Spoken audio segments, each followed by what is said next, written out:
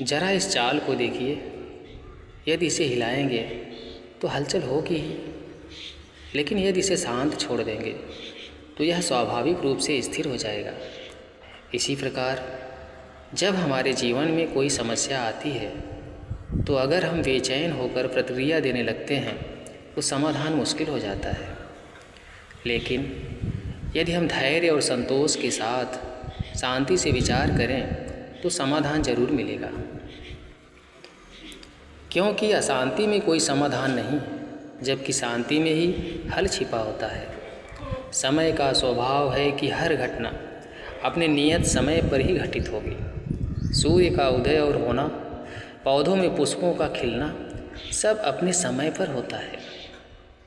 अक्सर जब भी आए उसके लिए तैयार रहना।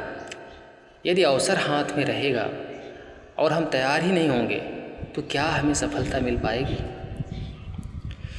इसलिए उचित समय की प्रतीक्षा तो करें ही, लेकिन तब तक अपने आप को सक्षम बनाते रहें, क्योंकि सफलता उन्हीं की प्रतीक्षा करती है जो उसके योग्य बनने का प्रयास करते हैं।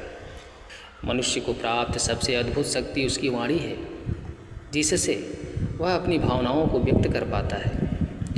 हम बोलना बहुत कम समय में सीख जाते हैं, लेकिन कब, कहाँ, क्या बोलना है, यह सीख पाने में हमारी पूरी उम्र बीत जाती है। हमें अपने वाणी को शुभ और मधुर बनाना चाहिए।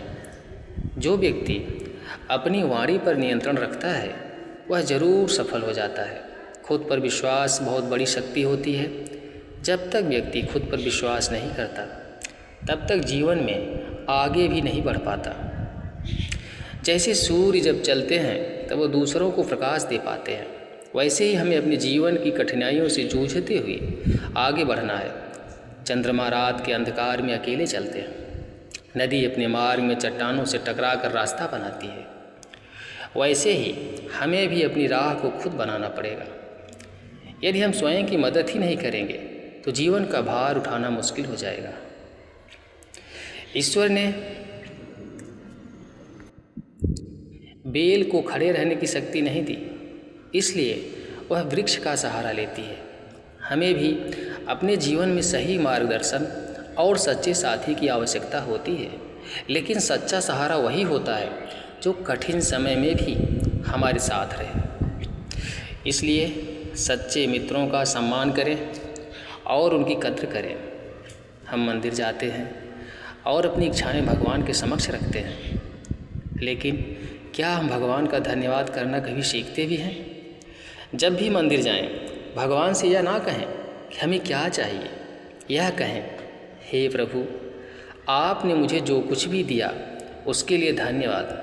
बस मुझे सही मार्ग दिखाएं ताकि मैं अपने कर्मों से अपने लक्ष्य को प्राप्त कर सकूं। केवल मांगने से कुछ नहीं मिलता, बल्कि सही दिशा में कर्म करने से सफलता मिलती है। नाम से हमारी पहचान बनती है, लेकिन नाम केवल जन्म से नहीं मिलता, उसे हमारे कर्म बनाते हैं। धन संपत्ति से अधिक मूल्यवान है हमारा नाम, जो हमारे श्रेष्ठ कार्यों से बनता है। जन्म से प्राप्त नाम तो मृत्यु के साथ मिट जाता है, लेकिन कर्मों से अर्जित नाम हमेशा जीवित रहता है।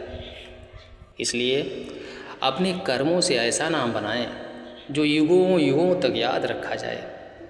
मनुष्य बड़े विचित्र स्वभाव का होता है। उसे चीज़ का महत्व केवल 2 बार समझता है, जब वह पहली बार प्राप्त करता है और जब वह उसे खो देता है। इसी प्रकार हमारे मित्र भी होते हैं।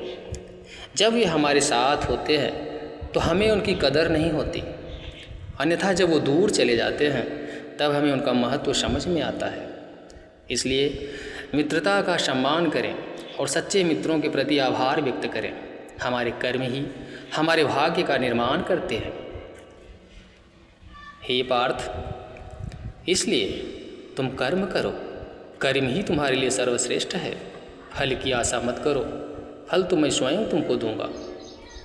राधे राधे।